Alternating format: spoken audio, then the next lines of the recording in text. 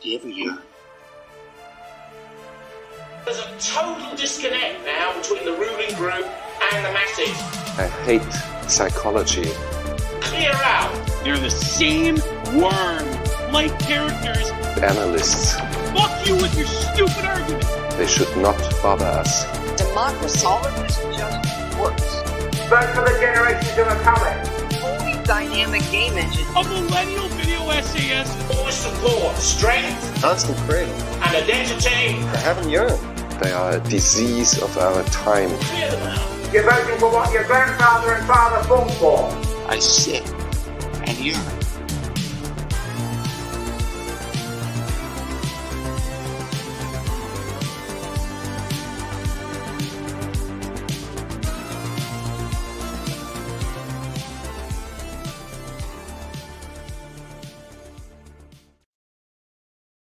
Hello, and once again, welcome back to another episode of the Longhouse, the weekly show for the sensible centrist. Bloody Path, how are you doing this week?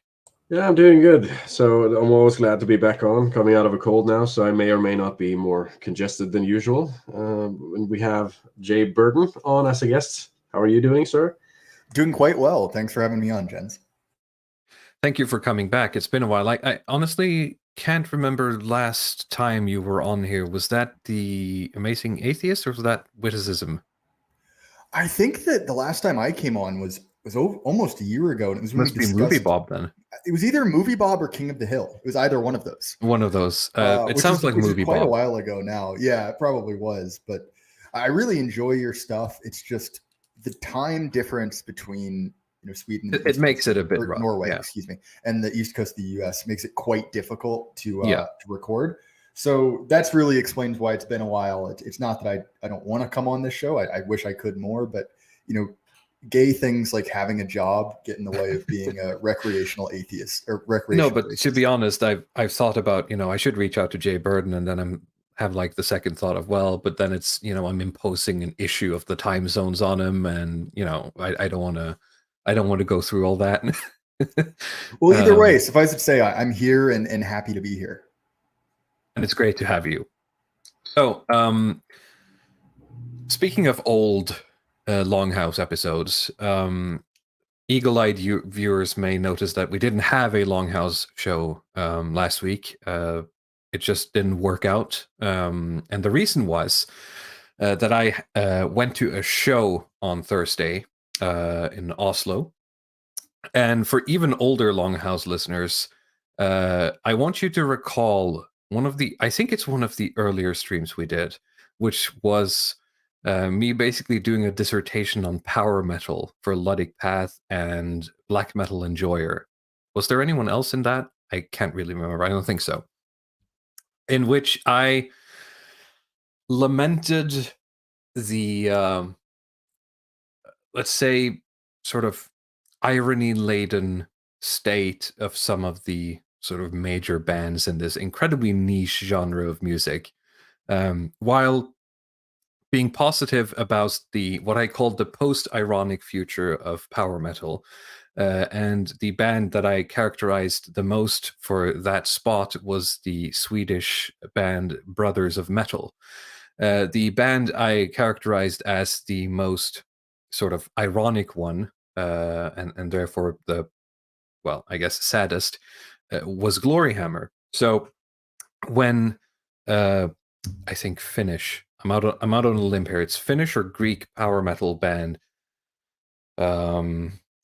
Beast in Black and Gloryhammer had a co-headlining tour featuring Brothers of Metal as their warm-up band. Well, I figured I had to put my money where my mouth is and do some investigative journalism, as it were. I think I had a bit of I said to Luddic Path that I had an honest-to-God Chudjack moment at some point at that concert, privately, not not spurging out in the crowd, because I came to realize that I believe I'm right. And I'm trying to remember. I think when we made that power metal show, the singer for Gloryhammer had just departed them. And so when I got to listen to them now, that's not the singer that's on a lot of the records. But anyway, I figured I'd go listen to them and see if my sort of doubts or thoughts were anyway correct. And yes, Richard Crook, the first power metal band Halloween were tongue-in-cheek despite being German. But I talked a bit about this in that stream, and if you want my full take on it, I suggest you go listen to that because it goes a bit more deeper than, just because something is tongue-in-cheek. It's bad. But the basic dissertation is that I have long believed that a band like Gloryhammer would eventually become trapped by its own irony, and it seems like they have, in my opinion. Well, this sort of irony, like you see this in another sphere that may be more, I guess, kind of popular in right wing circles, right? Which is Warhammer 40K, because it's like kind of a joke, but also kind of not. And you sort of see two reactions to it, which is one, it's sort of transcended that irony, and it's no longer ironic. We just like this thing now, or this kind of poisoned like leftist take that, it's kind of the same thing going on here.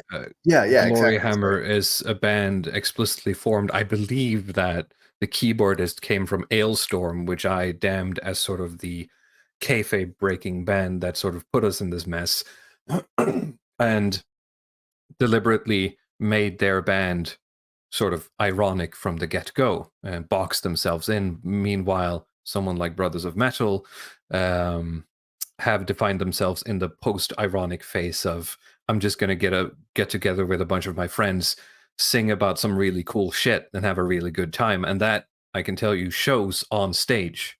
It was incredibly fun to watch them play because you could feel that they were just having a lot of fun. It's singing about badass things, right? So I'm going to make a hell of a comparison. Are you familiar with the genre of music known as ska? Yep. Okay. So, but superficially, yeah. Yeah. So ska, for those who don't know, is essentially, and the ska that is relevant is sort of a mix of reggae and punk music. It got popular in the late 90s. Think of like Tony Hawk Pro Skater. And I've been to a couple ska shows, and obviously very, very different tone.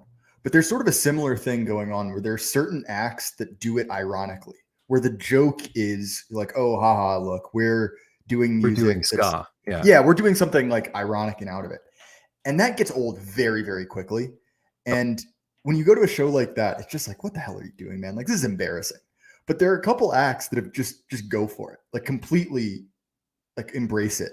And it's a really fun show, even if it is objectively like kind of embarrassing or maybe a little bit stupid. Like, I don't know. It is something that, if you do kind of have to like be a dick and be ironic about it, it kind of poisons it. It doesn't ever transcend that just one joke.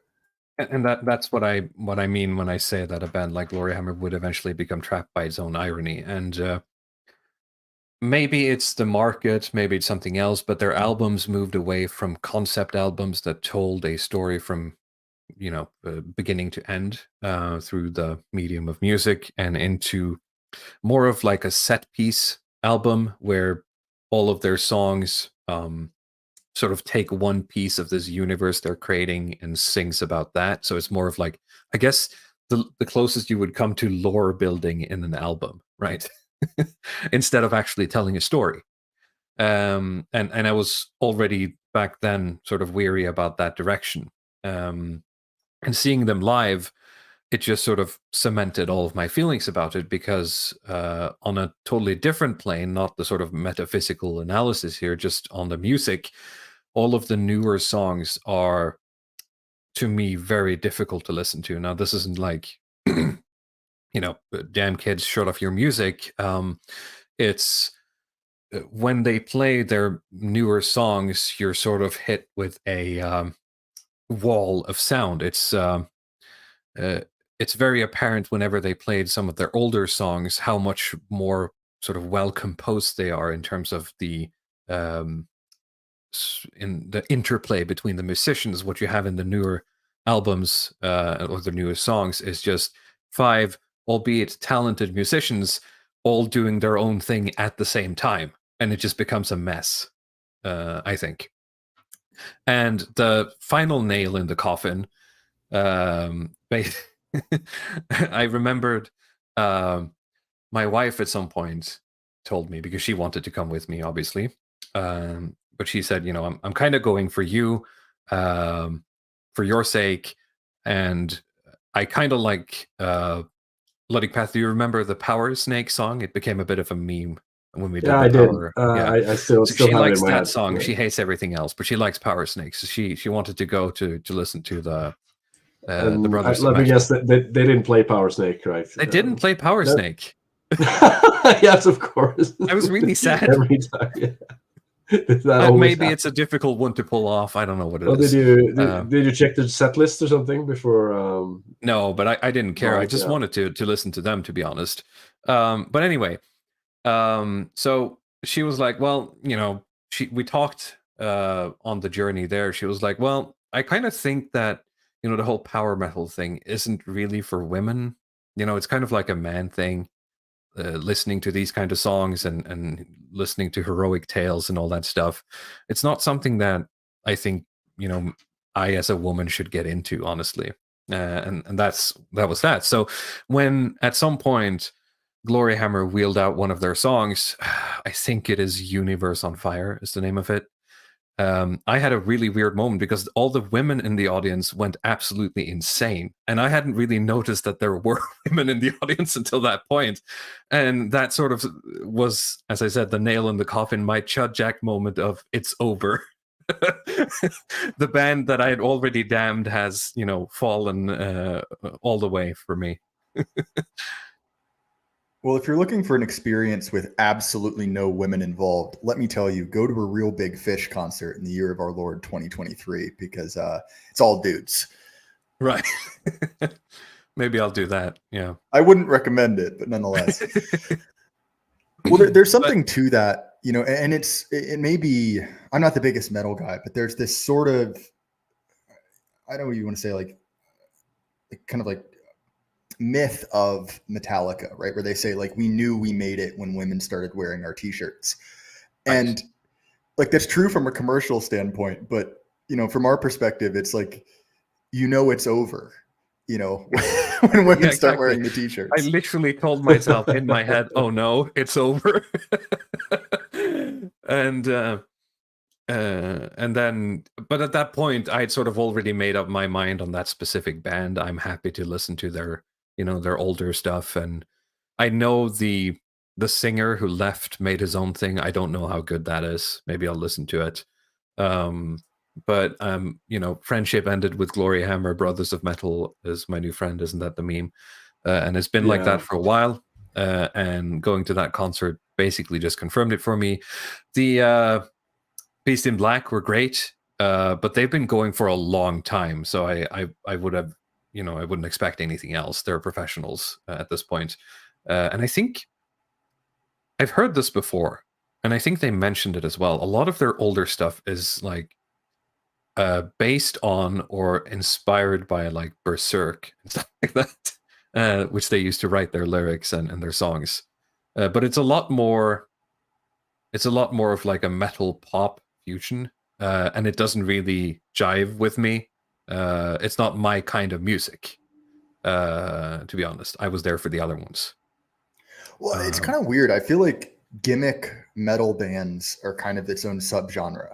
Like I think it's like Bolt Thrower, Bolt Gun does like 40K themed stuff. Then there's is it like Pillar of Autumn, I think, that does all Halo related stuff. And like there seems to be a whole subgenre of like metal bands or hardcore bands devoted to writing lyrics around some sort of media property. Yeah, I suppose it just gets a bit nerdy after a point. I think that's just it. I mean, on that topic, if you like the real sort of no women allowed music is prog rock, in my experience. That's what you should go to if you don't want any women to show up like ever. I went to one or two prog rocks, and you find a surprising amount of Tetris players there. Yeah, but no women. Yes. No, especially if it's like yeah, stuff like King Crimson or something like that. I've gone to see it. It's just not a woman there. It's great in some ways, but I mean, the music is just made so deliberately impenetrable that they're just not interested in it. Even though it's like you can listen to it and it sort of sounds, it doesn't sound offensive on its face, but the fact that they've just made it difficult. I think that's the reason that just, you could have something like you could have this kind of screamo metal or things that just sound noisy or just painful, like this kind of wear and tear on your ears, and you'd have women enjoying it if there's enough repetition or if they can sort of digest the music. But I've like put on King Crimson in my car, like the Discipline album and stuff. They hate it every time. I've not met a single femoid who likes it, even though it's like they're more poppier stuff that came out in the 80s that try to be a little bit more mainstream. As long as they start introducing like weird time signatures and stuff, that you just lose the women instantly. Well, to use a term popular with Zoomers, that's music for scaring the hose. Music for scaring the hose. Well, yes, and I see some comments going on here. I'm just sort of reporting here. I'm not saying that any of these bands were going to save the West or are going to save the West. Not at all. I'm just sort of reporting that I believe I was 100% correct in my assessment. I guess 2 years ago. So I think with that out of the way, let's get on with the scheduled programming for today. Bloody Path, I know you've been sort of loading your cannons and are ready to unleash a salvo across the Atlantic at our guest here, unfortunately, or at Americans in general. But we wanted to start talking a bit about Donald Trump's newest best friend, I suppose, Vivek Ramaswamy, and his effect on the political climate and his role so far in the run. Why don't you sort of send us off, Ludwig Path? Well, I guess we could do maybe a quick rundown for those of you who've been completely in the dark, which would have been weird if you're watching this show. But like Vivek Ramaswamy has been a presidential candidate for the 2024 presidential race and recently dropped out. So I feel like it was a very good timing. When we decided to do this episode, he was still in the race, so we weren't sure what was going to happen. After the Iowa caucus, he got like 7% and then decided to drop out, which of course it's kind of the smart thing to do. Okay, but what's interesting about Vivek? Youngest candidate, 37 or something years old, I think. Like very millennial in his approach. Indian, like American Indian, and not I know, sorry, Indian immigrant from India, like Hindu, not Native American.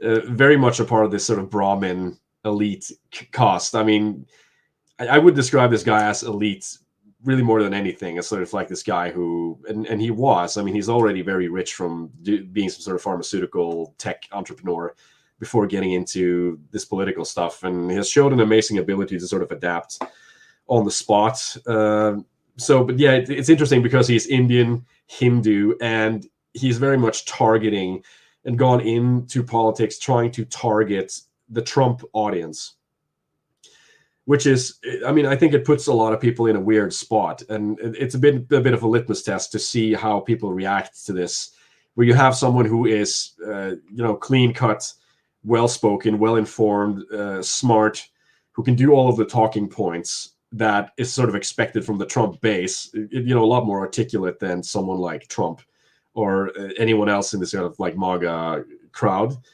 but who's also then Hindu, like an actual sort of practicing monotheistic Hindu vegan. I mean, it just has like the whole list of being a completely sort of foreign element in here. And the question then becomes like, is this something that one accepts, or is it something that is rejected based on really one's gut feelings and political instincts? And like, that's, I don't know. Jay Burden, just give me your take on Vivek. I know it's a big deal, but just chip in a little bit. I just want to know how you feel. Here's my take on Vivek. I don't think that the RNC liked having him around.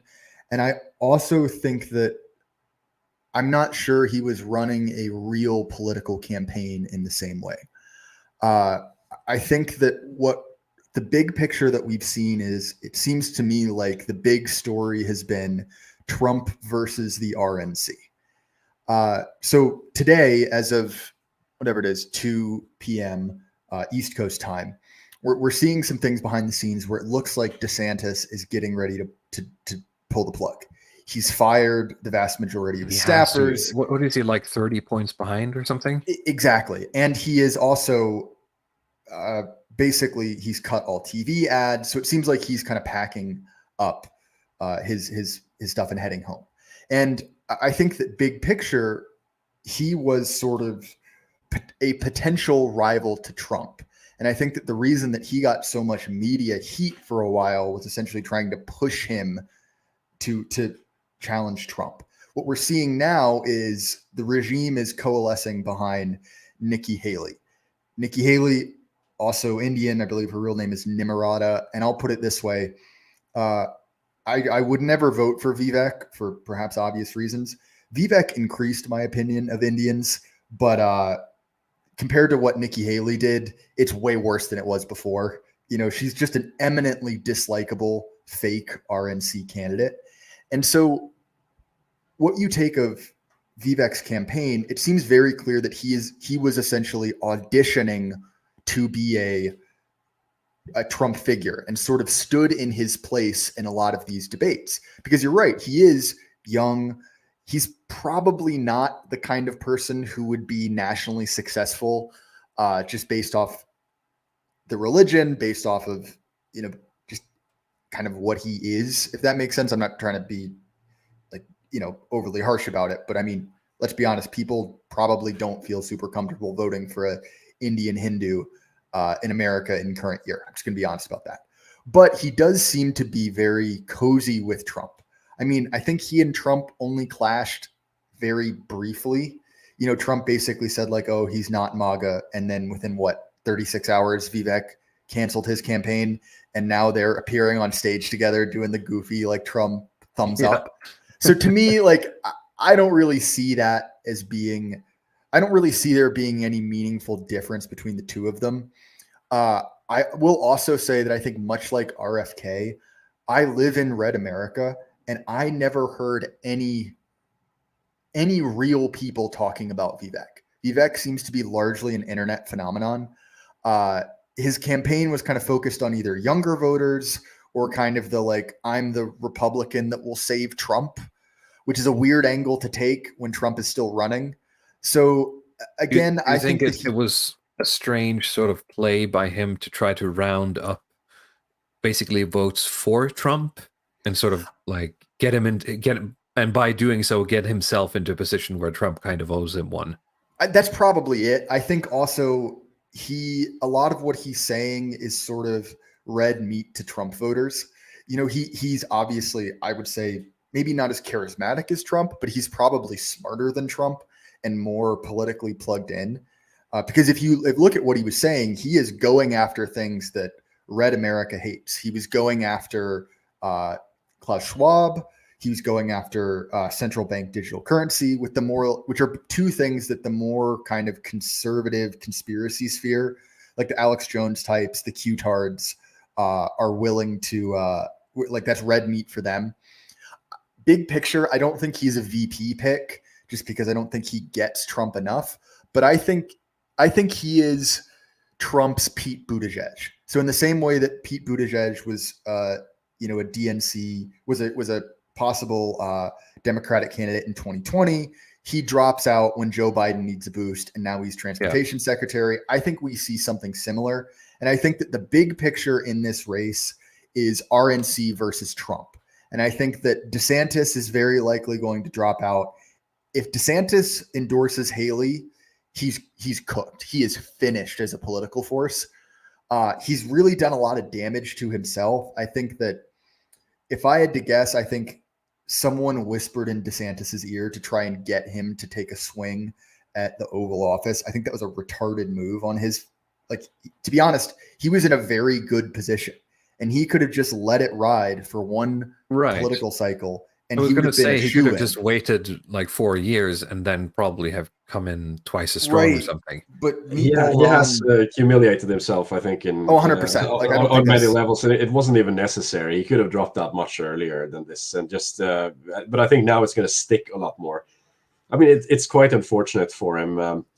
But yeah, I don't mean to derail anything, but I don't know if you have the our chat log, Walrus, from, because I did screen cap some tweets that I think is kind of interesting, at least for the tone. If you just go back to like the original kind of like John. Would you like the John D tweet? Yeah, the John D tweet, and just see the response here, because that's I mean, for me, that's what's sort of interesting about Vivek Ramaswamy. It's that, like you talked about this, Jay Burton, that he's bringing on. Like, it's sort of, you know, red meat, I guess. In spite of being a vegan, like his entire campaign is just throwing out red meat, and the type of red meat that he's throwing out is very interesting, because it seems to.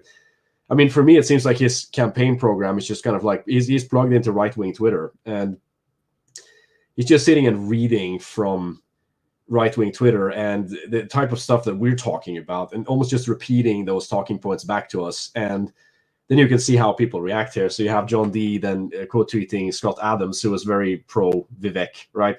And John D is kind of just very straight. He's not a white American. I don't care how capable he is. Like, that's the sort of the two responses here. Like, you have the sort of the meritocratic thing is that, okay, you have a smart guy who's giving us this kind of red meat that everything from like, I'm going to end the Fed, I'm going to end the CIA, to even talking about the Great Replacement, which is interesting, right? You have the brown man, essentially, like the brown politician who's going to tell you that like the Democrats are doing the Great Replacement, and the Democrats are putting me in your way.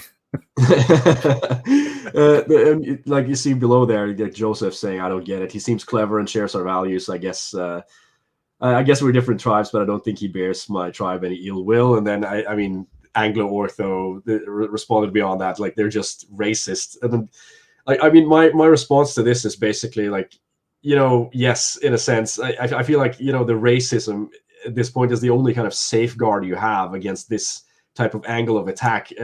This, what is in my opinion, is kind of the Great Replacement. This sort of like browning of, just sort of total co-opting of these right-wing talking points by brown influencers.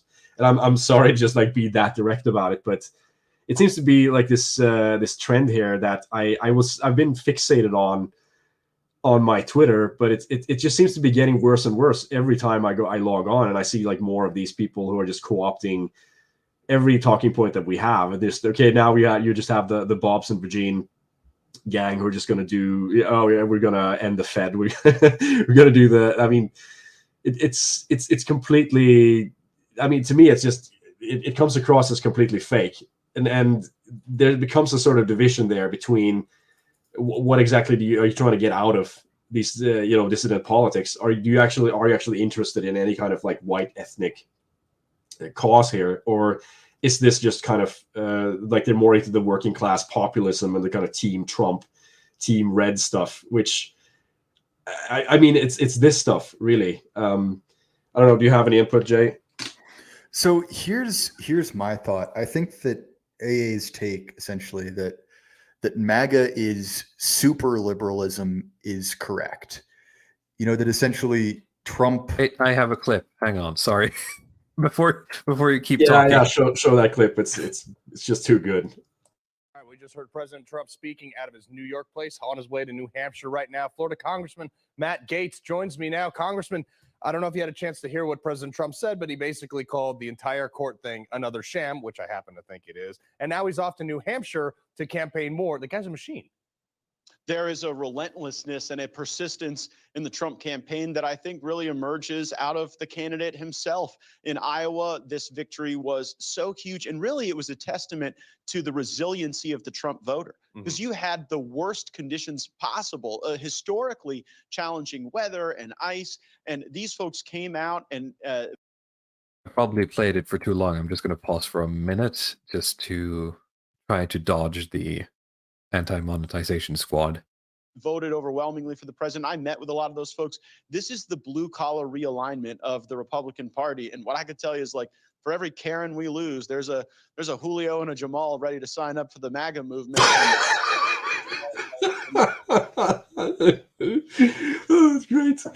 Oh, I That's love it. it. The Karens are being replaced by the Julios and the Jamals in the Jamals, MAGA movement. National Sorry, Jay conservatives. Burton. I felt it was, good to get No, that out. I for the think that W. I'm really my avatar is accurate in this moment. So the big picture is, I think that the problem is that I think that more so than in my entire life, implicitly, and it's difficult to say because obviously a lot of this is difficult to talk about on YouTube, but the amount of right wingers who are basically saying, like, this is anti-white, this is, rooted in basic, racial resentment towards white people. That is a increasing force. And I think that the kind of multiracial working class thing you see from MAGA, or from even the more kind of like Catholic integralist types, are talking like, Deneen, people like that, is a possible off-ramp to that. I even think that if the regime were smart and capable, they would be going ahead with that. The problem is, this is really why I consider myself on Oren McIntyre's side of the great woke going away debate, is that I don't think they're able to help themselves. And I think that looking at conservatives as being the people who come up with an idea is completely backwards. Conservatives are by and large completely reactionary, and they're sort of using the kind of worn out arguments of the American left. And so look, like, Gates is a moron. I guess I liked what he said about like Congress sex parties or whatever. That was kind of cool, but like, no one's looking to this guy as an intellect. Yeah, obviously. And I think that is definitely an idea people are pushing forward, but I think it's born out of desperation.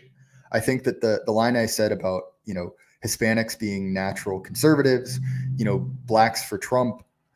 I mean, don't get me wrong, Trump is better at getting those demographics than other Republicans have been, but it's marginal returns. It's very, very marginal increases. And so even you have people like, and I don't like these figures, but they've certainly radicalized people like Charlie Kirk, people like, who's the Catholic at Daily Wire? The one that all the libtards hate. Matt Walsh. Yeah. He has started saying things like, that's anti-white, the way that we've seen issues like affirmative action and DEI enter the scene. I think that is a very uncomfortable conversation for certain ethnic interests. What is it then in the sort of conservative/Republican machinery that makes them reach for the "we need more brown votes" when all the statistics say that what wins them elections is, white women, basically? Well, because the Republicans aren't a real party in the way that the Democrats are. The whole system, the whole apparatus of power is Democratic. And so I'm not saying this out of some cope that like we're going to see a based Republican Party, but it's sort of a mistake to look at this like they want to win in the same way. Their racket is essentially using Red America as a political battery, right? They use that to drive fundraising, but they're actually not interested in doing things particularly. This is the swamp. This is the kind of like RNC, like machine at large that's aligning behind Haley. And I think that the thing is with MAGA, the reason they want to reach out to these voters is they are truly liberal. Like they believe in, like that gif from Predator of, the black guy and the white guy, like flexing arms and linking hands. And I think that another part of that is that I wouldn't be surprised if it's getting a push from people who are worried about a more racialized America. I'll put it that way. I can't prove it's just my thought kind of from the outside looking in. I see what you mean there. I mean, just my impression, just going over Twitter and looking at these various posters and influencers there, is that there's a lot more of I think the sort of either the American brand influencer or the European brand influencer who operate within the American frame, who seem to just be kind of lapping this stuff up to a much greater degree, or this kind of like they're really kind of dedicated either to Americanism or to anti-Americanism in a way that where like the race stuff doesn't really come in any more than you have to do the regime anti-regime stuff.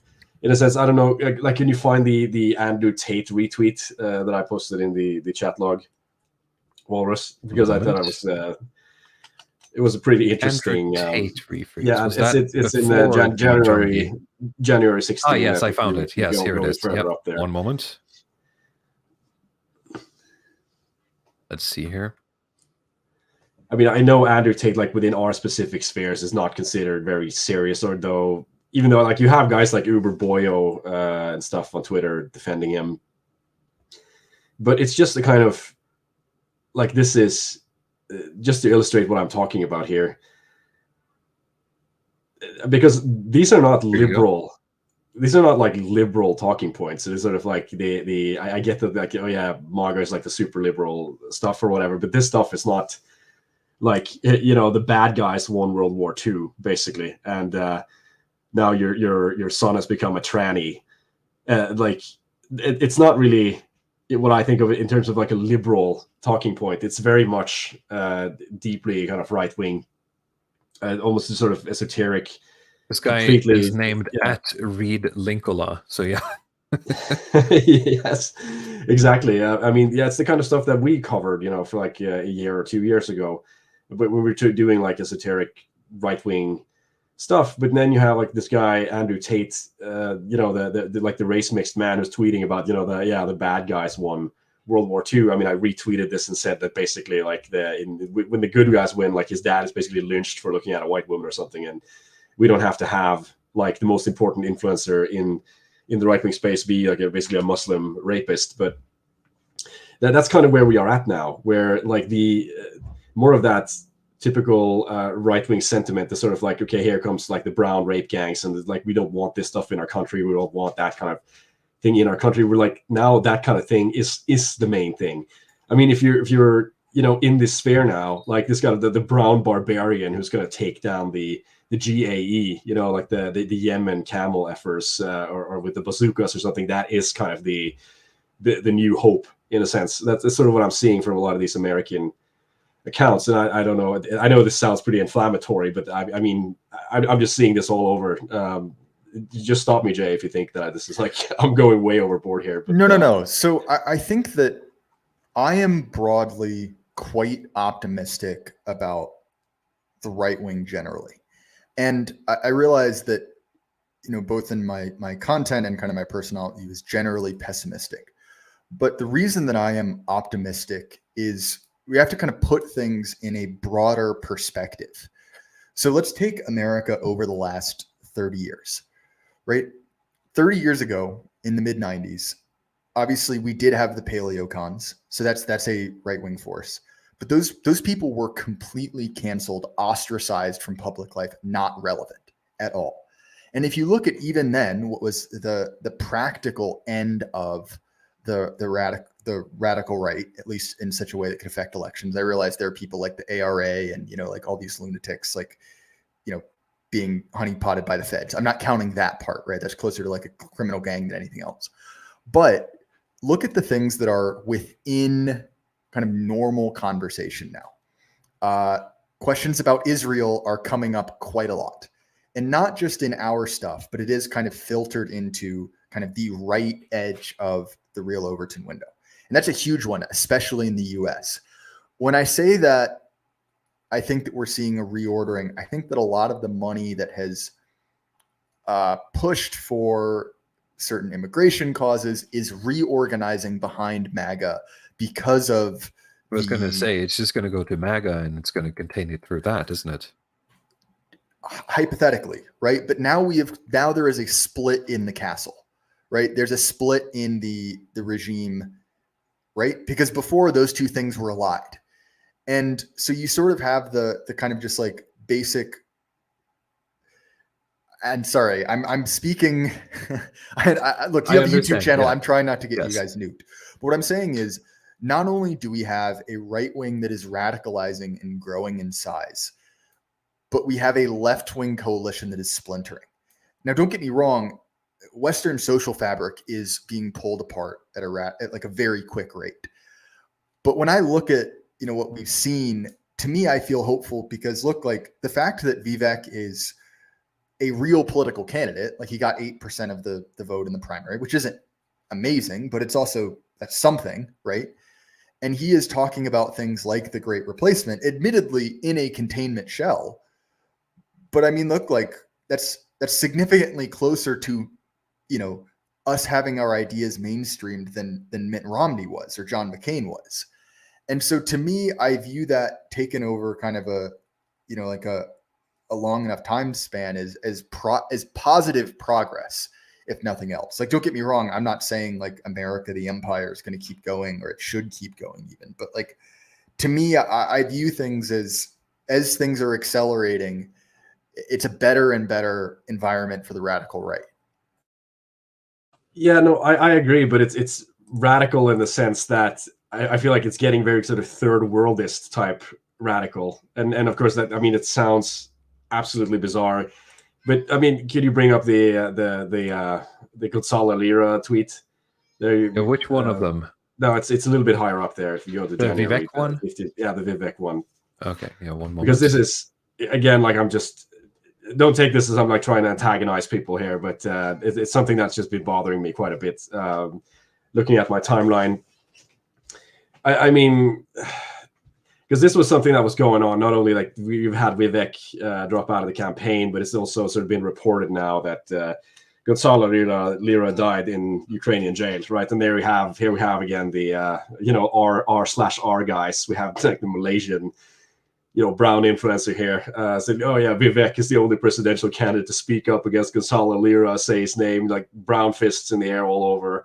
And like, this is and that comes to the point, like, I see especially people who are in the American sphere sort of like celebrating or really pushing this forward. It came to the point where I found it just so annoying. I had to start muting a lot of accounts on Twitter, right? Because they were, I mean, I tweeted about this, but like, Gonzalo Lira has basically become like our Trayvon Martin in a sense. Like, that's how they're presenting it, the same kind of George Floyd type Trayvon Martin stuff, where it is just a kind of brown guy who's a retard in a sense, who did retard stuff and got himself offed, but he has to like be put up as this type of like champion of like, this is our guy against the regime, and it's really sort of, that's the angle that they want to take in this type of conflict. That is really just more important to get ensure the human rights of our brown allies in the Ukraine who are going with the anti-woke stuff in a sense, and like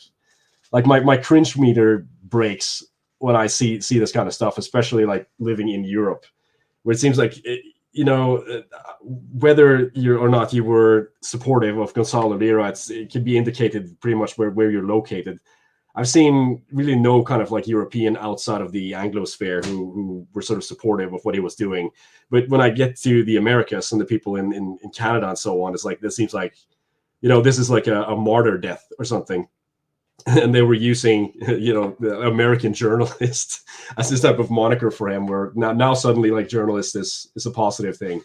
Apparently, like, we're supposed to hate journalists, but now an American journalist died because of Joe Biden didn't intervene or whatever. I mean, it's I mean, I don't even know where to begin with this kind of stuff. Some would argue that the idea of championing Gonzalo Lira would be, what's called a Schmittian exception. It's good when, quote unquote, our journalist dies, and it's bad when our journalist gets impacted, and it's bad when it's an enemy journalist. But I feel that if you're going to apply a Schmittian exception, then the subject in question must have been of value to you to begin with, and I don't feel like Gonzalo Lira was at the time of any value to anyone. Well, I think that there's another level of it, which is just like, it doesn't. So what does promoting Gonzalo Lira cost us, right? Versus what does it gain us? And to me, I haven't really spoken on the subject publicly because I don't know. I just find it a little bit gross to use someone's death for political gain. And let's also be honest, like, his kids are now orphans, and for what? You know, because he couldn't control himself to not say something on Twitter, you know, effectively. But there is something where it's like, okay, like I hate the US empire. I want the US empire to lose its proxy wars. You know, from my perspective, I realize you as Euros may have a different one. But does this help or hurt my cause? And to me, it's like, well, I don't really care personally about Gonzalo Lira aside from just the like human tragedy of it. But if it sort of attacks the legitimacy of the regime, if it shows them to be hypocrites, I mean, it's Solinsky tactics, right? Where you're seeing the regime be unable to live up to its own hypocrisy. And don't get me wrong, like I'm not one that thinks libtards are hypocrites. But for therefore whose libtards benefit? lose. Like, is saying Gonzalo Lira's name gonna, you know, quote unquote, red pill the normies and bring about the change? I honestly doubt that. Well, I do think that there is an importance to legitimacy, right? That's that idea of the mandate of heaven, that, you know, the more capricious a regime is seen to be, and the more widely it is seen to be capricious, right, it loses that legitimacy. And believe me, I'm fully with you on, you know, the elite theory stuff, fully. But also at the same time, it's like so much of the soft power of a regime is contained in legitimacy. No, I understand what you're saying. I'm just thinking, who isn't on board already will be swayed by us, you know, posting about Gonzalo Lira. It was sort of my understanding that we were kind of beyond calling the regime hypocrites or whatever, or calling the left hypocrites as a sort of strategy, but now it's apparently on the table. Again, that's something that that should be done. It's interesting in that sense. That's just kind of why I just kind of shake my head at it, because it seems to just fly in the face of everything that. Well, here's my point, right? There's a difference between, you know, like, oh, the Ben Shapiro line of libtards love science. You know, they love the proof. They believe the science, except when it's about trans kids, right? I'm picking some boilerplate conservative thing. And something that I believe has meaningfully damaged regime legitimacy, which is the war in Gaza, right? And it's because it's a very clear moral contradiction between this kind of like soaring language of human rights and bombing tens of thousands of children. Now, I'll be perfectly honest. I don't really care about Palestinians. The difference is that talking about Gaza literally goes at the throat of the entire empire that we're living under. Talking about Lira, at best, bites at the ankle. Well, I would argue that the regime has staked a lot of legitimacy on, especially the American regime, on Ukraine being a noble war, you know, in a war fought for these kind of noble. Well, maybe that's a difference in opinion, sort of like in viewpoint from America and in Europe, because in Europe it's not looked at that way. I mean, can you bring up the kind of the Evelyn poll there, because I thought that was interesting as a sort of segue into the kind of like differences in perspective on Ukraine. Yeah, this is just a screenshot. And I again don't mean to pick on Evelyn or anything, but I just found this particularly interesting as a sort of as to see how people feel about this, because there is quite a sort of different feelings, especially towards this conflict. If you're a country that lives across the Atlantic, or if you're a country that shares borders with Russia, basically, and that's what it seems like there's from the people who have this sort of here's the poll here, like, do you believe that the white nationalist Ukraine supporters are actually real? And then like the majority of people are saying no, as to it's like basically like Bigfoot, basically, if you're like a white nationalist and you support the Ukraine, because if you're a white nationalist, you have to either be I don't know, pro Putin or something. I mean, if you're a country that, you know, say like you're like Norway or Finland or Latvia or something like that, and you share a border with Russia, and then like the only thing that's keeping you from being smothered by Russia is this kind of gay American empire guarantee that you will get military aid. And like, I mean, regardless of this kind of stuff, like you think it's, when you see Russia starting to pursue an expansionist foreign policy, you think it's a good idea to sort of support the war, to push that back, or have some type of policy in there to contain Russia, essentially. Like, I mean, is that nuts? Is that crazy if you have a border with Russia? It's because it seems like there's absolutely kind of no understanding for that concept, either from like the American side or from like the people in the UK when I'm looking at this poll. No, certainly. And I think that one of the things in this that is that, and this is something you even see in Yaki, right, is that America and Europe have different interests, and that's okay. And it's part of the reason why I kind of don't really enjoy the like basic bitch Wignat view of everything, because it's sort of like, look, like I understand, there's that like, oh, you're 8% of the population, everyone else views you as a contiguous group thing, right? But the idea that, in all times and all places, the interests of America, the UK, and Europe are the same are very clearly not true. So for instance, right, I believe that the American empire blew up the Nord Stream pipeline. That's actually a pretty rational decision if you can pull it off from the American empire's perspective. Oh, yeah, now, I believe definitely. it's evil, and like I don't support that action. But No, but just in terms of like power play, it's that's what I 100 would do if I was playing that strategy game, right? right, exactly. Like if you were playing like whatever, like Crusader Risk or Kings, whatever, yeah. yeah, and that Yeah. option, which I realized Crusader Kings, you wouldn't be blowing a pipeline, but if you had an option to do something similar, you would take it. And so, like, I don't know, maybe I'm in the minority, but to me, it makes total sense that there are far right guys, fighting against the Russians. I mean, it's again, I don't really support Russia. I just hope that the U.S. continues to lose foreign wars. Like, I don't want to be I completely get the American angle there, where it's like the U.S. has so many domestic issues and that need to be handled, and it's like it's always taking a back seat to, to basically to a lot of foreign conflicts that people like. The line that most people say that I can't find Ukraine on the map, this type of thing.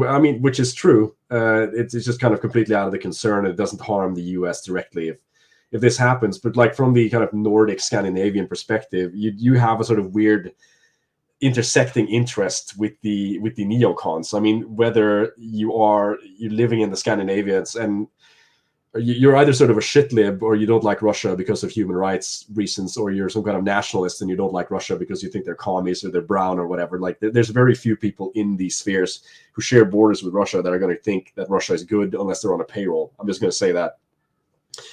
So, but there is this kind of problem here that I do run into on Twitter, that I see that basically there's almost this kind of demand in the sphere that you have to take the kind of third worldist line on this, and like regardless, like you had this sort of what do you call this sort of Yemen people who were blowing up the shipping lines, the Houthis, the Houthis, yeah, like you have to. If you're a true dissident, like you have to support the sand people with the bazookas, basically, and you have to support the Russians, and you have to.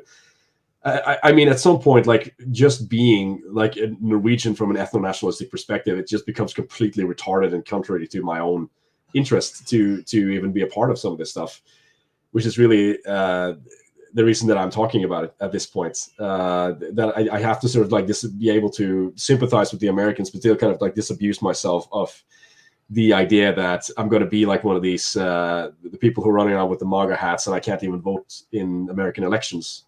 You see what I mean? No, I certainly see your point.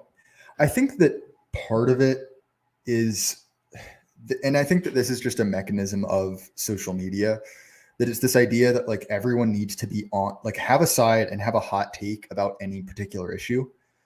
And to me, and I think maybe part of this is because a lot of the American right has its roots in the kind of anti-neocon, anti-empire stuff.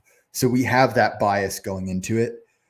But to be honest, it's like I don't care. Like I literally don't. I've never met a Houthi. I understand that, like, okay, it's a world event and that kind of matters. But the idea that I need to have an opinion or my opinion has any weight whatsoever. Like, I hate to say it, but like the the heads of the Pentagon are not tuning in to the Jay Burden show to find out what I think on some like. I think you'd be surprised, Jay. Yeah, actually, I probably do have federal agents, but you know what I mean, right? Like I don't know. To me, it's just like, I hope that this advantages me in some way, but to me, it's the same thing as the weather, effectively. Like, it's happening. I hope it turns out to benefit me, but like, I don't know. I guess to to me, I share your frustration, Luddick, about the whole thing. It's just like, this seems like a waste of time. Just imagine that, in some deep war room, a year from now, in the U.S. military system, they're all gathering around to watch Jay Burden. Like, he's got Morgoth on this week. Nice. I think it's more likely than you think. I mean, for like mainstream audiences, no, but you're going to have a lot of specialists and people in positions of power who might, be kind of weird people, and they're looking for answers and solutions to things, and they find upon like this sort of cache of people who are doing interviews, and a lot of them know stuff, right? So, I mean, you do see a lot of spillover of stuff that was being talked about in these sort of like fringe avant-garde groups into the mainstream. It doesn't go the other way around usually. So with that, I'm not really that pessimistic. But so sorry, what was one last thing to say on that? Interestingly enough, you bring up podcasters at CENTCOM, because one of the OG podcasters did get invited to the Pentagon, and shortly afterwards, he became a raging anti-Trump libtard. I'm talking about Dan Carlin, of course. So apparently, if you become a big enough podcaster, you get the same talk that JFK did. Like total party line or else. Maybe they show him the aliens or something. I don't know. Yeah, Hillary Clinton like unzips her mask and is just like, we'll like throw you into a black hole or something. I don't know. Yeah, I mean, that's a pretty good segue into some of the conspiracy stuff, because it's something I wanted to do. I mean, we're kind of an hour into it, but we've had Witticism TV, the fellow YouTube channel, on, and I think in the previous stream, like 2 weeks ago, maybe it was like the New Year's stream or something, we had like a little bit of a talk about conspiracy theories and conspiracy culture, because it ties nicely into Vivek in a sort of way too, because he's not been shy of talking about like various conspiracies and rubbing shoulders with Alex Jones and stuff. So, but I mean, just to rehash my perspective, is that on one hand, you're seeing that mainstreaming of our talking points, but on the other hand, I'm kind of concerned because it has like this very QAnon type flavor to it, where it's going more into this kind of conspiracy entertainment complex type thing, where it's I honestly see it as completely counterproductive to everything we're trying to achieve.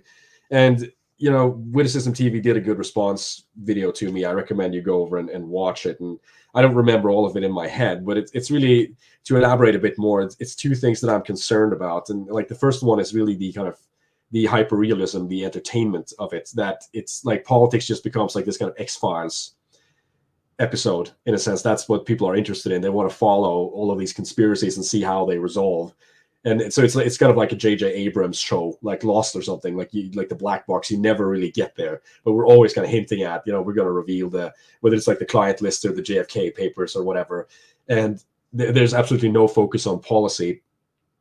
The second problem is really that with obfuscation, which you see a lot with Alex Jones. I mean, I used to think that he was like this kind of hardcore guy who would go against the system, but I've seen interviews with him now where he's talking to guys like Keith Woods and other influencers, and they're asking him very straight questions about, say, like Epstein and Mossad connections and stuff. And the only thing I'm getting from him is that he just seems to obfuscate. He's just talking about how, like, well, it must have been the Chi-Coms or the Saudis or like the European, the WEF or something like that. And they keep just bringing in this kind of mishmash of conspiracy theories into every single thing, to the point where you can't tell. You're essentially left with nothing. You're just sitting and you have like 1,000 different threads to pull on, and you can't really have any effective way to process reality. So it just leaves like a limitless potential to just obfuscate any issue if you're going in with this kind of like, it's always a conspiracy type mindset. Well, that's just kind of, yeah. Oh, excuse me. Sorry. No, you could step in. I don't need to ramble on forever. So I think that one of the things about conspiracy is that there are sort of two layers to it. There's the small and the uppercase C conspiracy. And, when you talk about the origins of that phrase, conspiracy theory, it obviously originates from the American intelligence apparatus. And, I've already referenced OKC, the Oklahoma City bombing, because there's some interesting stuff there. There seems to be, from the research I've done, a legitimate intelligence operation going on there. seems to be that essentially 2 intelligence agencies got, they're like a honeypot crossed, and what was supposed to be an unsuccessful bombing succeeded, was not stopped the way it was supposed to. And in order to kind of avoid the egg on their face, they covered it up. But there's another layer, which is the kind of like, Alex Jones layer. It's the idea that like, oh, Tim McVeigh never died. It was a fake execution, that kind of smacks of Q-tard stuff. And what's especially interesting is that I'm sure you're aware that there are conspiracies you can and can't talk about, and there are conspiracies that will get you nuked from orbit on social media, and then other ones that are kind of tolerated. I think a lot of the flat earth stuff is kind of this, where it's almost regime approved dissent. Oh yeah. Yeah. And in a way, I think that there's a lot of kind of chaff in the water, and it's hard because you have people like Alex Jones who, from a certain perspective, seems to have done legitimate journalism. Like what he exposed at Bohemian Grove, excuse me. There seems to have been something going on there, right? And I think that it's difficult too because, what do you take of something like Bohemian Grove or like Epstein, where there does seem to be a kind of odd theatric layer to it, but it's almost that stuff is deliberately amplified to make it look like it's just this like haha fun, crazy, kooky extra layer like David Icke, the lizard people control the world thing. And I think that on another layer, you have that desire to have a easily explainable catch-all, where like the elite, capital E, are one group, and I think that Chi-Coms thing is something similar. And so I don't know. I feel like there are obviously conspiracies, people conspire to act together, but I think we're on kind of a similar page, Ludwig. Yeah, no, absolutely. It's not that I don't believe in any, quote unquote conspiracies that people actually conspire, and that there are events that are better explained by really mafia gangster type plans, really, than actually, organic political things or organic cultural events. But the problem is that I think when people are getting into really that mode, when they're just looking at something and they're going to the conspiracy immediately, like things are not what they seem, I think the world just becomes impossible to process. I'm just like with myself, I've just come to the conclusion that like most things are as they appear. And sometimes like there's something fishy underneath. But if you end up taking that kind of route that I see some people, it almost becomes like what does James Lindsay say, the Gnostic kind of approach, where it's like reality is just kind of fake all over, and there's always some kind of hidden hand in there. Then I think it's really paralyzing to political action or even to personal action. Well, I think part of it is that, we are kind of living in the desert of the real. In post-modernity, everything is narrative all the way down. It really is kind of the era where feelings don't care about your facts. And I think that part of that is that there is no broad culture. And as we're seeing, that kind of like people's ability to make sense of that is disintegrating. But I guess my thing with conspiracy is just the fact that like most people don't matter.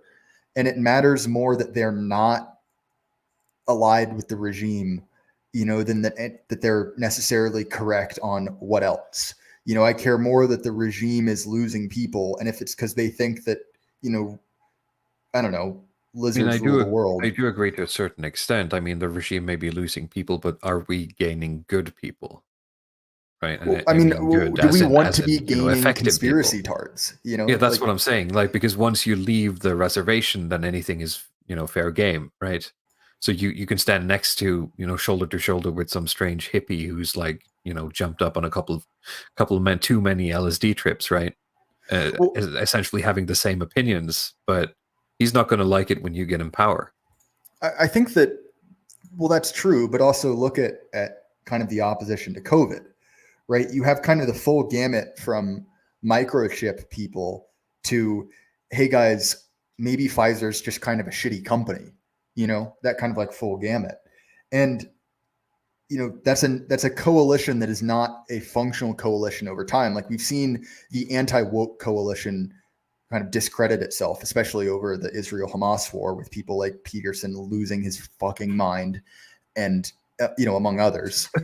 to put it mildly, Yeah. right? Yeah. And so that isn't a coalition in the same way that like Well, the I have a mid-century super Germans chat were. here, which Oh, I sorry. forgot to highlight from Peregrinus of Flandria for €5, which might be nice to bring in now. It's something you mentioned a little bit earlier. He says quality of life is getting worse, and more people are willing to be more extreme. Opportunities for alliance forging and expansion.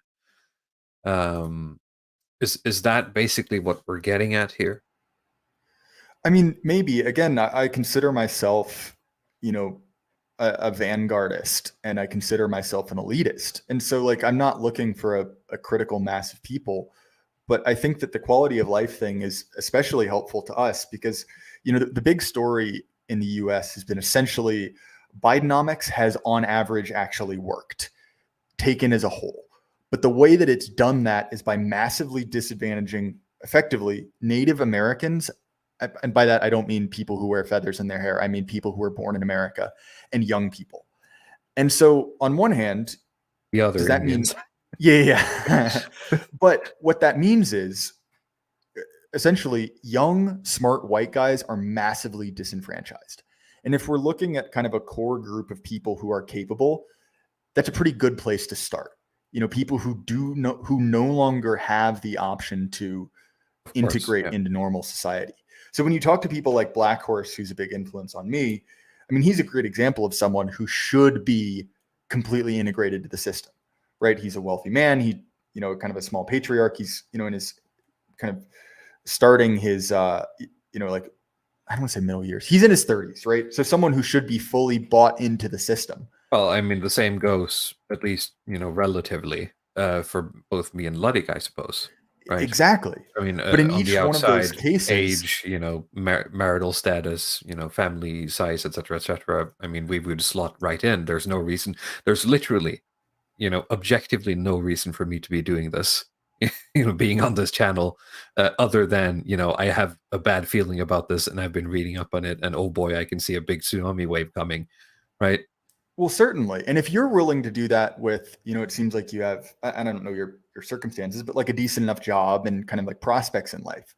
Imagine, you know, you're in your mid 20s and it's, you know, you did the thing you're supposed to do. You know, you got a college degree, you know, you're smart, you're capable, and you're just spinning your wheels because there are a whole bunch of people I know who are in that situation who are radicalizing incredibly quickly. And so most of them tend to radicalize towards the left, though, which is the problem here. Yeah, that's true. You know, that's they true. keep going on about landlords and you know, shit like that. I actually feel like that's less common with white Zoomers, though, because effectively, like, Maybe, unless you're willing to take one up the ass, I know more millennials. Yeah. Yeah. Well, that's the thing that the Rainbow Coalition has got to the point where it's like, you, unless you're willing to at least be a little bit gay, you're just not allowed on the boat anymore. Jesus Christ, that sounds depressing. Well, it is, and like, don't get me wrong, like that's suck the dick bigot, yeah. Literally, right? It's like you have to at least be gender queer, you know, and maybe paint your nails or something, because you know otherwise there's no really like there's no room in the coalition, you know. And actually, this is maybe a bigger picture thing, but I think it's the role that there's no spot in the polycule, right? Yeah, I think that's the role that people like Vaush and like Destiny take, which is basically like, oh, you know, you're a white guy, you can be like them. Here's how you can be an ally, isn't that the term? Yes, but right? that window. But you can also still be the sort of Reddit smartest guy in the room type of 100%. You know, you well, and that's that gifted kid. That meme that do you remember that really weird lefty meme that kind of was like a flash in the pan of the like kind of fat computer programmer with the headset, you know, like, oh, this is the real Chad, you know, kind of as a counter to the right wing yes gamer Chad. Do you remember that meme? No, I have no idea what this is. I remember that actually. I didn't understand it too well. But I've heard you mention it previously. I've seen it too, but I felt like I missed the boat a little bit on that one. And I realize explaining a meme format is really uninteresting podcasting. But if you've seen the yes gamer meme, you know, it's the side profile of the Chad saying yes. It's that exact meme, but instead of being a muscular Chad, it's based off a real photo, but it's of Osh. Not quite, but someone quite like him. It's like this kind of like, it's basically like if you can imagine a like peak 2007 tier atheist, they looked like this. And so the point is like, oh, like actually, these guys were based and cool. Like these were the guys really taking it to the right wing. Think of the kind of like internet atheist. It's basically that. And that meme died really quickly, but I think that's that same reflect of like, oh, we need to have a place for these guys to go. Like, oh, we need to have a way for, high IQ white guys to basically join the anti right wing faction, and that meme didn't last. I think partially because that someone thought It's that, not but the hive sustainable. mind didn't. Yeah, I of mean, course. a lifestyle that is literally unsustainable for that man isn't sustainable as a culture, right? No, certainly. And so Also like that's why it didn't they're, stick around. by virtue of their actions, incredibly afraid of whatever we're doing, right?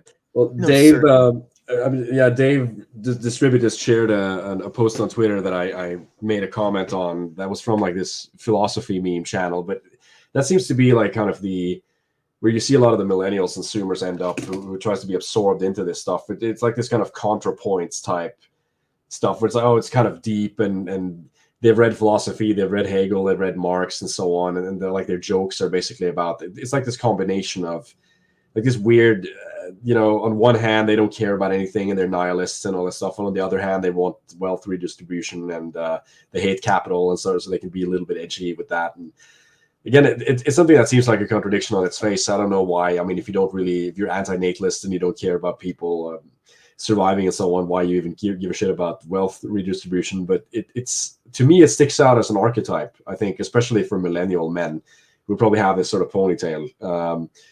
Where you seem to have this weird combination that I can only describe it as like a sort of intricate mental illness, really.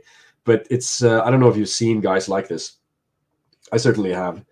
It's like within my circle and the people I grew up with, there is an amount of them that have kind of this disposition, if they are leftist, usually. That it's, of course, it's not sustainable, but they have enough time on their hands, especially if they're not going to have kids and not going to have families, and some of them have like worked their way into some like shitty office job or something, and they're just going to be there for maybe like 30 years to come, doing this kind of having these retarded ideas and trying to at least pushing the needle a little bit in certain ways to make that happen. So to answer the question, is this an opportunity for forging alliances expansions? I don't necessarily know about alliances, but I do think it is an opportunity for expansion. One of the things that I was talking to not Eugipius. I was on Kryptos's podcast a while back talking with a couple guys, and specifically about the situation at the border, where it seems like certain state governors are basically telling the feds like, no, I'm in charge here, you aren't. And so, anytime there is a fracturing in the power structure of the regime, right? That is essentially a group of people who are looking for allies against the regime. That kind of helps us. We don't want the elite to be unified. So that's a positive thing. But I think also, right, one of the reasons that radical right ideas are seeping into the mainstream from the right is that the radical right has done a fairly good job calling certain things. We've talked about the dangers of conspiracy mindset. We've talked about that. But let's be honest, the fact that, things like realpolitik, political realism have become essentially exclusive to the far right is sort of helpful because, again, when you have these kind of like splinter factions of the elite, maybe counter elite factions forming, if they're looking around for who is called this, we look better than a lot of other camps. The only one who has a proper explanation for it is us. And don't get me wrong, that doesn't mean that there will be like, a phone call tomorrow that says like, hey, Walrus, we like your podcast. Please become Minister of the Interior or something, I'd sell out in a heartbeat. Yeah, 100%. Me too.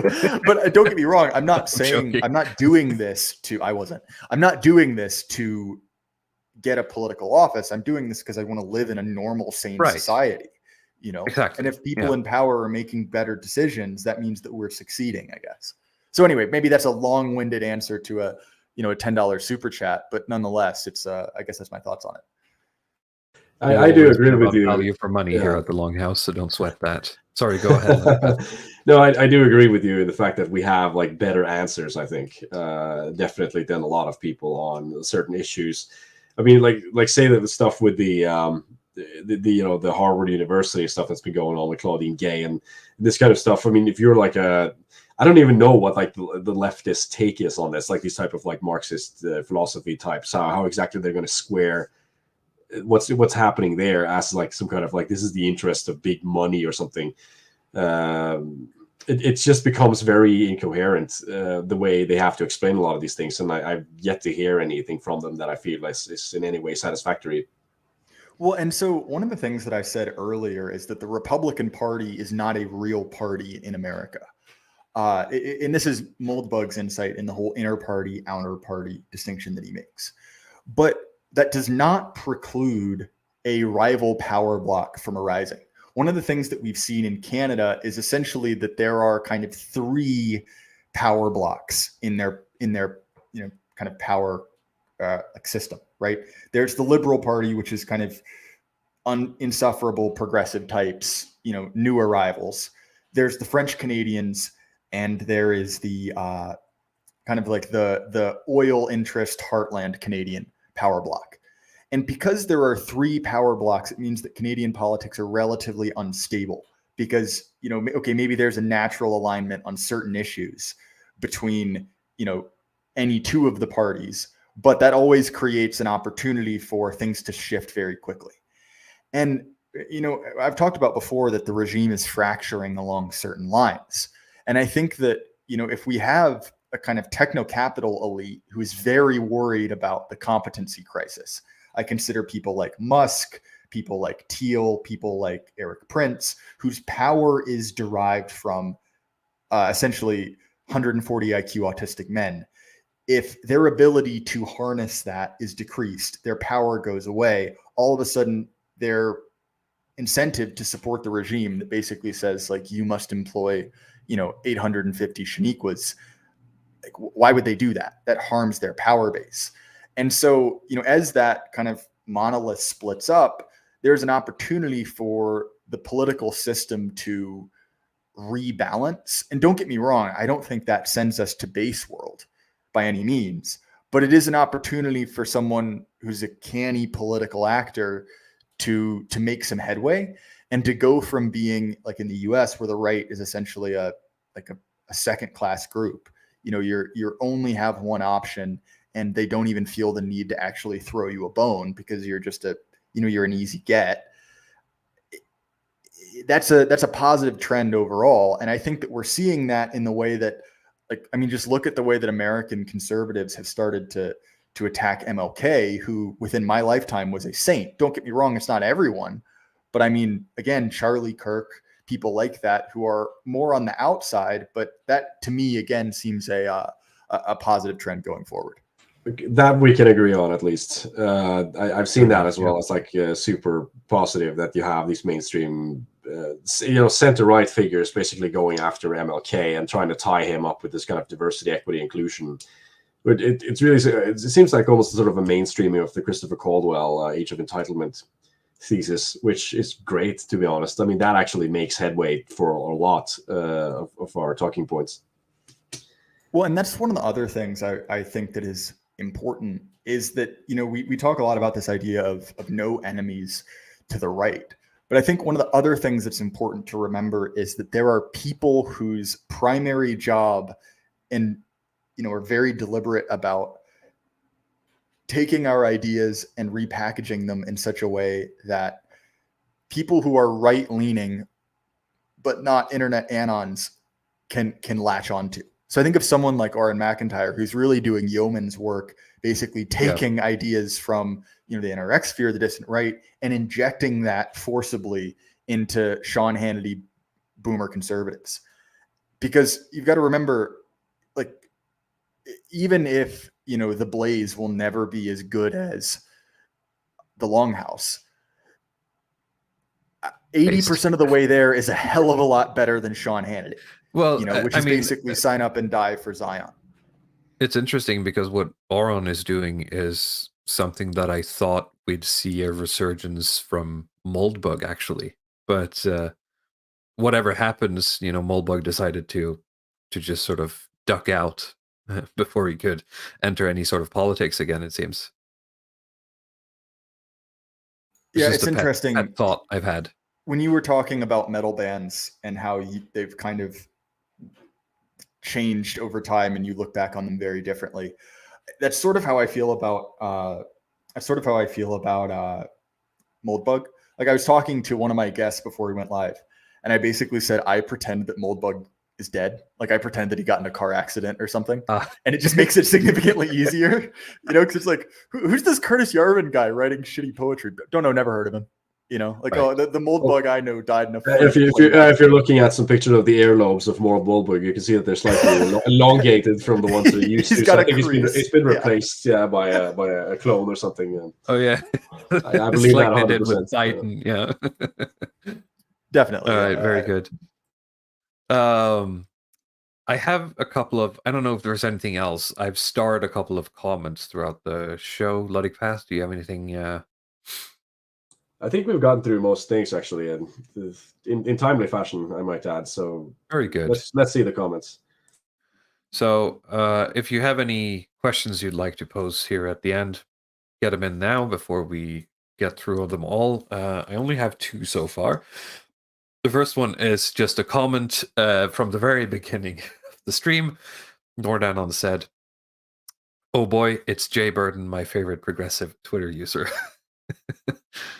Look, I was talking to, when I spoke to Morgoth, we talked about this, that Twitter has essentially started to silo us into essentially a right-wing hug box. Yeah, we've talked about this before, me and Ludwig Path, at least privately, that we're being siloed and the leftists are being driven off Twitter, so it's just like shouting into like a weird void / echo chamber at the same time these days. Certainly.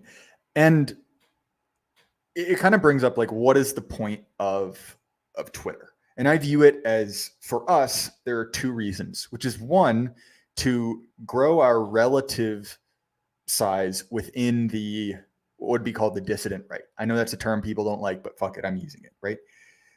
Grow our relative size because, you may have ideas that other people haven't heard. That's one part. The other part is to attack our, basically, conservatives and libertarians to our left, to make them look dumb, because they are dumb.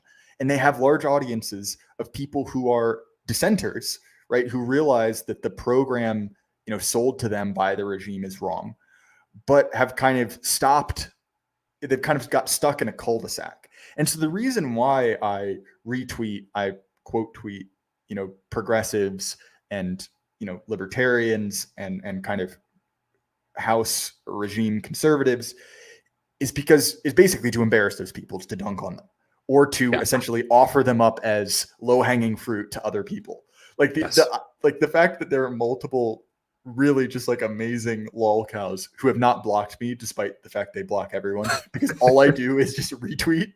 Yeah, you sort of like lay them up for other people to do exactly. like an overhead smash. Yeah. And that's very deliberate, because I do that with people who, if I interacted with directly, I'd get blocked in a minute. But it's like, you know what? I can essentially get the... You're like on the inside. Yeah, exactly. So anyway, the reason I bring that up is just because I do it very, very deliberately. I've come around. I used to dislike it, but I think there was a period where Twitter really liked to show me all of that stuff, so it really just got annoying because it just filled my timeline with a lot of crap. But now it's like spaced out enough that, I can see that little retweeted by Jay Burton and have a chuckle at it.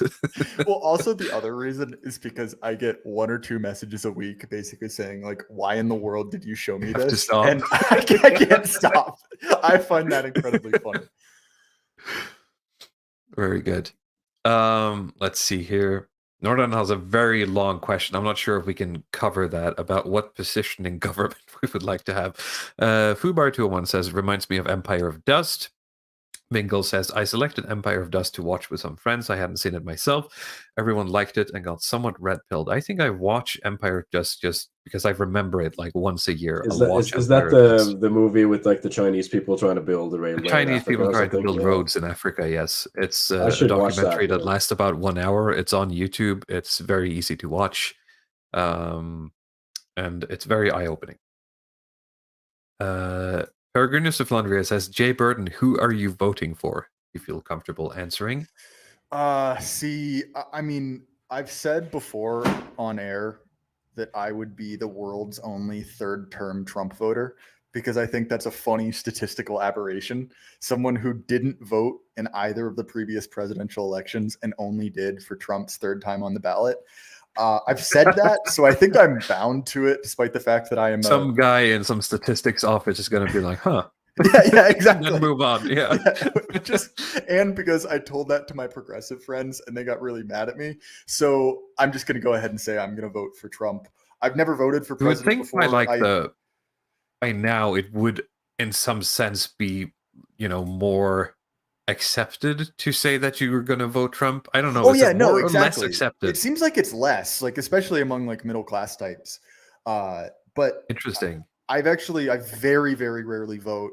I only vote in local elections so far. But I guess my first ever presidential vote will be for Donald Trump because you know what? Full speed ahead, accelerate off the cliff. It was the mugshot, wasn't it, Jay Burton? It was the mugshot. It was Brothers for Trump. That's me. Brothers for Trump, yeah. I have said, I don't want people to believe me, but I am actually black, so I can say it. Yeah, we've seen you in real life. We can confirm that. Yeah, it's true. The J is for Demetrius Burton. It was just hard to spell. Demetrius. Very good. I actually knew a guy named Demetrius. He did maintenance at my apartment. And when I saw the name Demetrius, I was like, that's the fucking funniest name I've ever seen. So that is a real name. I know at least one guy.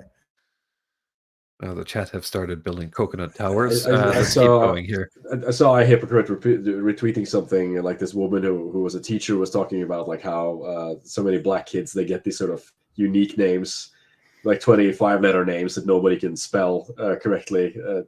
So maybe he's like the only guy who's like Demetrius in the world potentially. Like yeah, it's just a, like pure random chance of how the names work out. I will say I have my wife works in the school system, and so I get a constant feed of these names. And so some highlights from this year are my rarest, spelled MI' rarest. Then there's a lot of just children named after luxury goods. So there's like there's a bunch of like Sephora, like Mercedes. Hennessy, like that. Yeah, exactly. No, Hennessy. Not like I'm not even joking. But anyway, sorry. That's a this is my son Roku Jin. Yeah, literally, it's stuff like that. But imagine if the spelling was like not as good. I'll leave it at that. Love it. Very, very, very funny. I mean, when I was in the US, I actually met some of these couples in like more rural areas that are closer to millennials, and they would like name their kids after anime characters and stuff. Like they had like a son named Akira or something. I thought that was funny. My son Goku is a very good line though. I've never watched Dragon Ball, but I feel like it goes hard, as the Zoomers say. There's a lot of that among the like dyed hair Reddit tattoos crowd. Like millennial names are really a plague. Vingle, I'm aware of the actual history of the name Mercedes, but let me tell you, not spelled the way this is. It's a phonetic spelling. I was thinking because I remember talking with my wife a couple of weeks ago about like she brought up like, have you ever thought about names for children? If/when, right? We have them, and I had like thought about one, and then I was like, well, and then I have a list of basically kings and emperors, and she went like, oh my god, Yeah, so you could just pick, we start at A with Alexander and then we just keep going down. So, and as it should be, in my opinion. Well, it's funny the with seeing all these crazy names, it's really produced a strong backlash in my family to the point where like if it's not in the King James Bible, we're not considering it. We're not going to have these like again, Luddick Path. You talked about the like insane millennial names, and there's a million jokes making fun of the like kids named like Daenerys or Dovahkiin or all this, right? Where it's just like, okay, can we just have normal American like Christian names, please? Yeah, I mean, that's actually my approach as well. I'm not gonna like dox my own daughter, but that's what I did with my wife. We just went through biblical names. Oh, there's a whole bunch. Yeah. Oh, Windowlick is talking about names in the NFL. There's a guy named Storm Duck. First name Storm, last name Duck. There's the coldest Crawford. Wait, is his last name Duck? And they didn't name him 100%. His name is Storm. They didn't Duck. name him Donald. Come on. I know. Well, okay, yeah.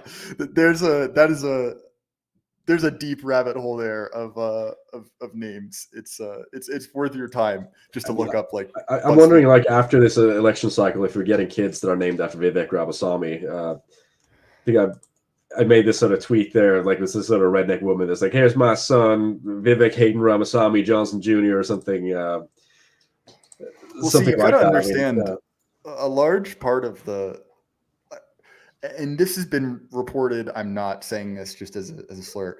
A significant number of people think Vivek is Muslim. It proved to be a point against him, and so of course. I would be surprised. Probably not from that demographic. They don't tend to get along well. Yeah, I saw this guy who was like retweeted some guy they met at the polls who said, well, I like his rhetoric, but I'm still sore about 9/11. Yeah, exactly.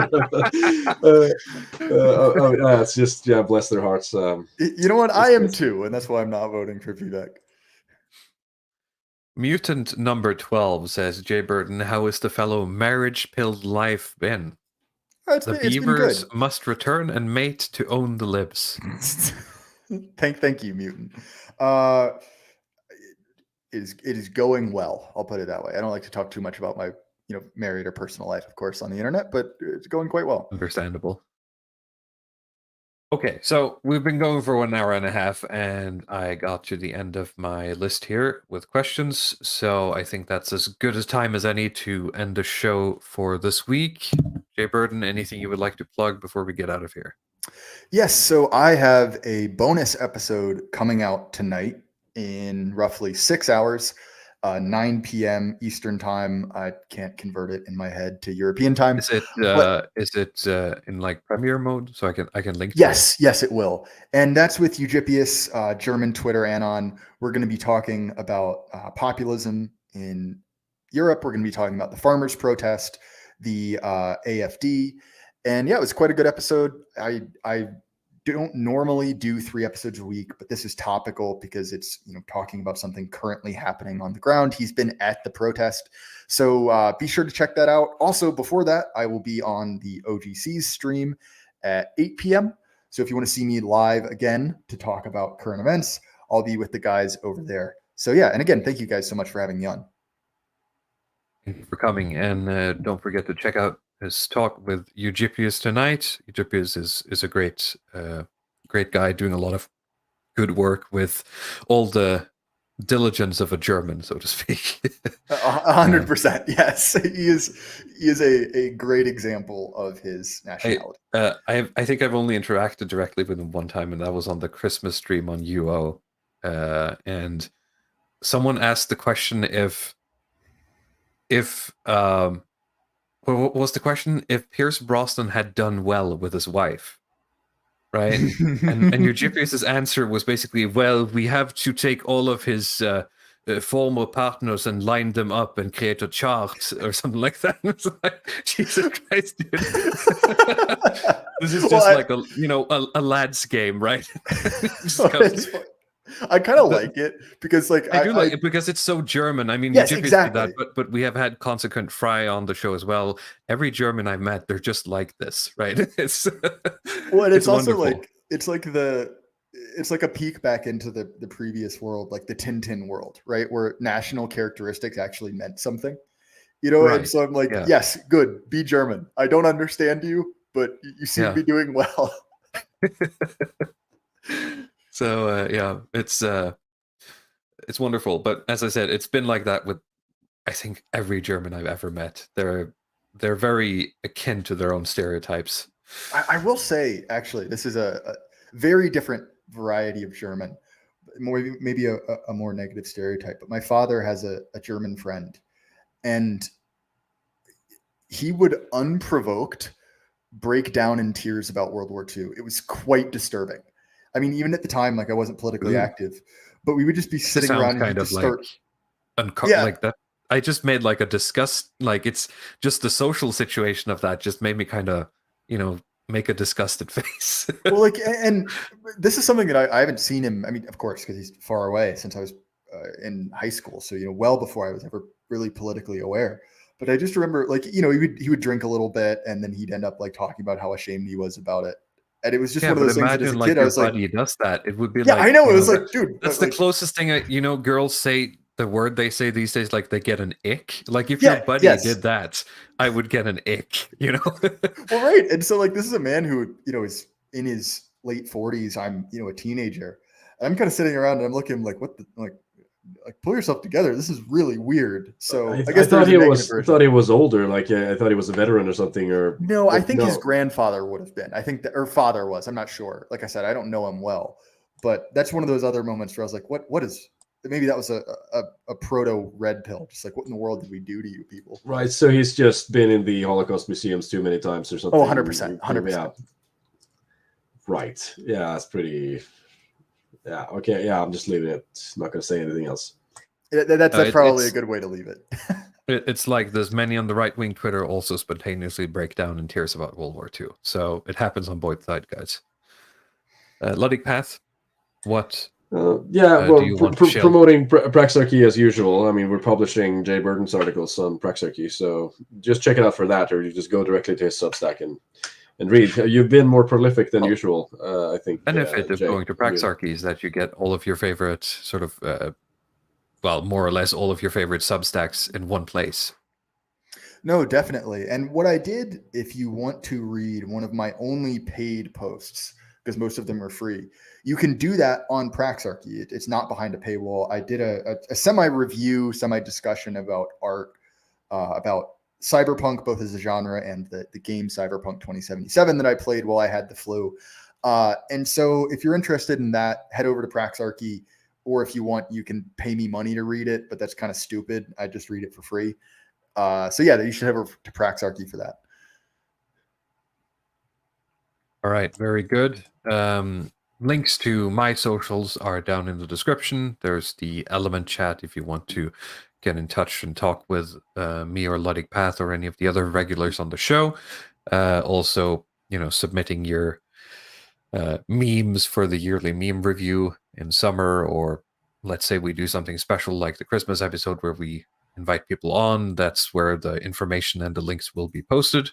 There's my Twitter if you want to follow my shitpost. I sometimes appear when the stars align. I'll appear on John D's spaces. They tend to end about an hour and a half after I wake up. So if I'm sufficiently sort of up and about at that time, I'll listen in and sometimes join as the other participants are getting drunker and drunker. So that's always good times. So if you follow me on Twitter, you'll be alerted to that.